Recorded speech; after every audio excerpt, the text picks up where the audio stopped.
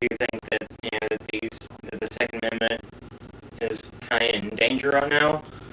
Well, yeah. I know a lot of the Democrats are wanting gun control, and a lot of other countries have already done this, and yeah, it looks like it's possible they could do it, but Why would they do that? Do you think? Do what? Why would they want to do that? Well, I personally believe it's because the particular areas of our government that people want to take more of our rights away from us, and if we're not able to protect ourselves, they can take advantage of us.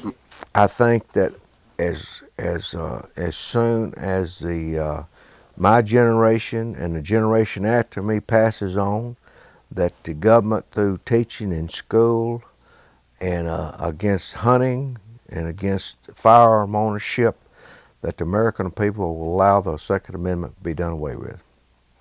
I think all of our rights are in danger now because through the years, socialism and social programs have taken over, and the promises made by our politicians have taken people from wanting to be independent and live on their own and be free to a situation where they want the government to take care of them and send them a check. As long as the government promises, we'll continue to lose freedoms because people are willing to give it up if they're guaranteed to be taken care of.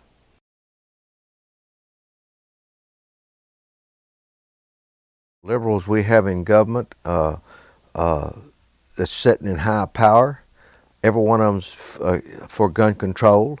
They don't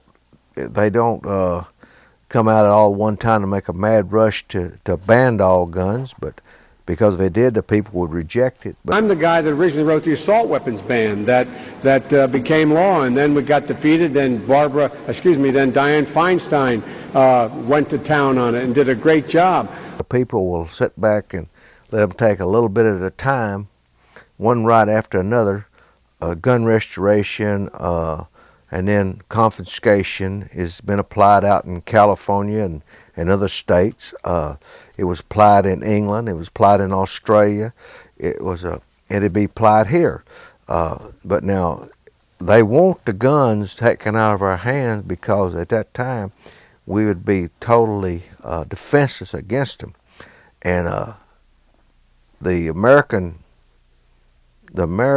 experience, the independence that we struck out from was to get rid of a one world government, and the people that there's people in this country right now that's powerful that want a one world government again. And the American experience threw off that yoke, and France followed us, and England to a certain degree followed us, but it all came with the price of a man's life over a gun barrel.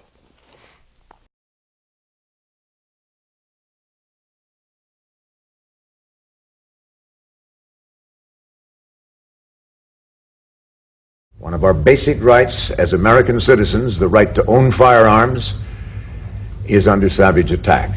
Now this is not a trivial thing. It matters. It matters a lot. Not just for us. It matters for the millions of Americans who've never owned a firearm, don't want to own one, and never will own one.